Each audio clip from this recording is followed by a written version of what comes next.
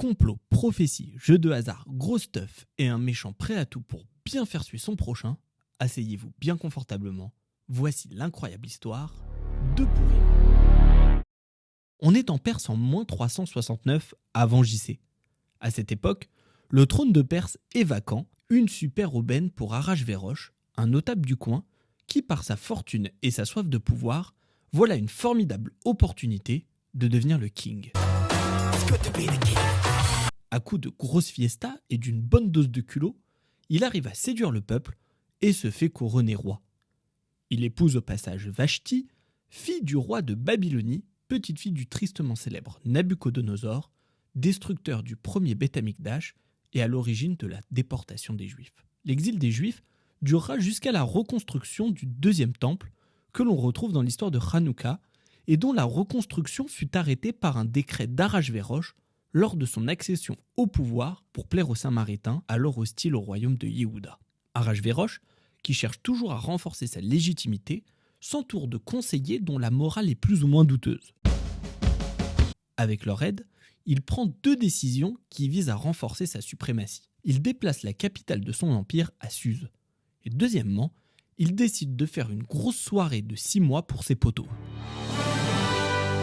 Ainsi, c'est toute la jet-set des 127 pays de l'Empire, sur lesquels le roi exerce son pouvoir d'une main de fer dans un gant de fer, qui est invitée. Histoire de les faire kiffer jusqu'au bout, il leur propose le dernier soir de leur accorder tout ce qu'ils désirent. C'est un plaisir de vous servir, prenez un peu de baklava. L'alcool étant lui aussi de la partie, le roi finit par demander à la reine de venir danser en mode gogo danseuse devant tout ce petit monde. La reine lui met un bon gros bâche et le roi magnanime décide de la faire exécuter.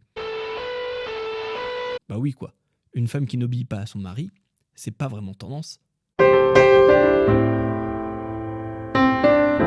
Un roi sans reine, ça fait pas vraiment sérieux. Le roi organise le premier Miss Perse de tous les temps pour toutes les jeunes filles du royaume. Les jeunes filles de la communauté juive ne sont pas en reste. Parmi elles, il y a une certaine Hadassa, nièce de Mordechai, le grand de la génération. Sa beauté sans pareil fait sensation et elle devient la reine de la Perse. Sur les conseils de son oncle Mordechai, elle cache néanmoins ses origines et se présente sous le pseudonyme d'Esther. Non mais c'est dingue, c'est son portrait craché. Qui à l'origine est probablement le nom Ishtar, la déesse de la beauté chez les Mésopotamiens. Mordechai, qui avait promis de veiller sur elle, traîne régulièrement au palais et surprend un complot contre le roi qu'il arrive finalement à déjouer. La grosse classe. Entre-temps, l'un des conseillers du roi, un certain Haman, demande dans un excès de zèle à ce que toutes les personnes du royaume lui fassent des courbettes.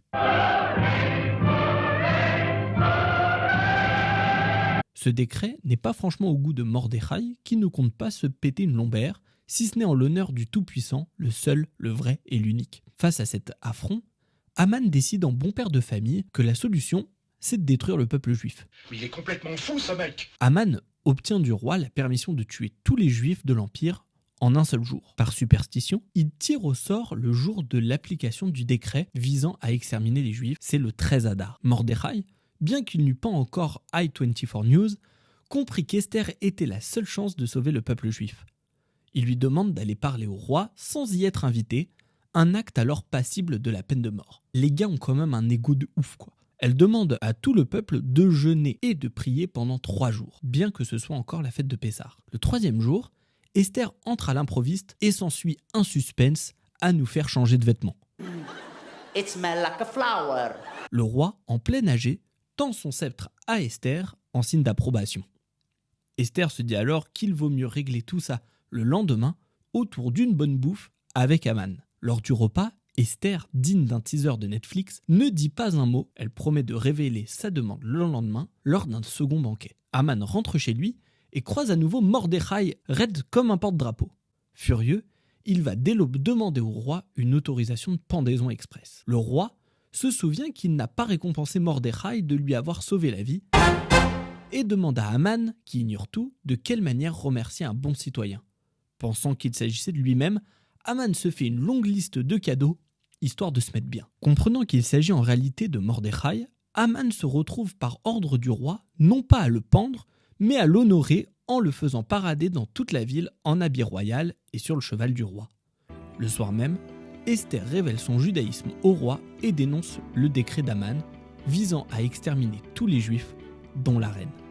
Celui-ci sera pendu, ainsi que ses 10 fils. La fête de Pourim sera proclamée par Mordechai le 14 Adar, fête qui symbolise toute la vie du peuple juif.